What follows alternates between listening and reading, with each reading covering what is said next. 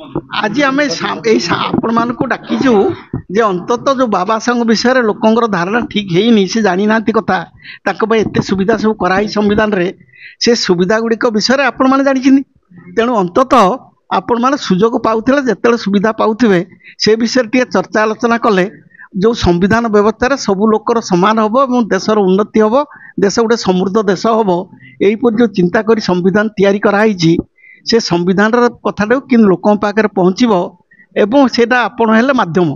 तेणु से माध्यम जरिया से पहुँचु बोली आज आपण मानक अनुरोध कर आम ये डाकिचु एवं आपण जरिया से मेसेजटा लोक जीव आमे जेते कहले आम कथा पहुँची पारनी आपण माध्यम गले सारा राज्य सारा देश एवं पृथ्वी रे मध्य प्रचारित हो पार तेणु से दृष्टि आपण मानक अनुरोध जे बाबा साहेब जो संविधान बाबा साहेब तो एका नुहति भारतर जो माने निर्वाचित लोक थिले से जो संविधान कर समस्त को समान अधिकार देते से अधिकार कथा लोक अवगत हूँ तेणु आपण मानक अनुरोध से आपण मैंने आपणकर चिंताधारा प्रकाश कर लोक मान ए विषय अवगत करेंगे। ओडिशा हाईकोर्ट आज प्रेस मीट मेन हूँ मुख्य उद्देश्य एजुकेट करूँ अवेयरनेस करूँ तो आंबेडकर जो नीति आदर्श जो फिलोसफी था आज समाज रे ठीक जगार पहुँची पारना समस्त पाखे पहुँची पारना तो मेन कज जे आमर जो चारिटा पिलर रही तो लेजिस्लेटिव एग्जीक्यूटिव जुडिशियरी कन्स्टिट्यूशन यहाँ भितर केमती समन्वय तो बाबा साहेब आंबेडकर आइडियोलोजीटा सबू लोक पाखे केमती पहुँची पार तो आज हूँ मुख्य उद्देश्य या to educate to our all down to लोक आगु को कार्यक्रम बहुत बहुत आमर कार्यक्रम अच्छी सब मीटिंग करूँ अवेयरनेस करूँ एजुकेट करूँ तो जमती सरकार सबू प्रकार जिनसटा जो एनी डिफल्ट रोचे से लोकलोचन करूँ तो सक्सेसफुल केमती आम संविधान हम से निश्चय प्रयास करूँ। My self is Muralidhar Das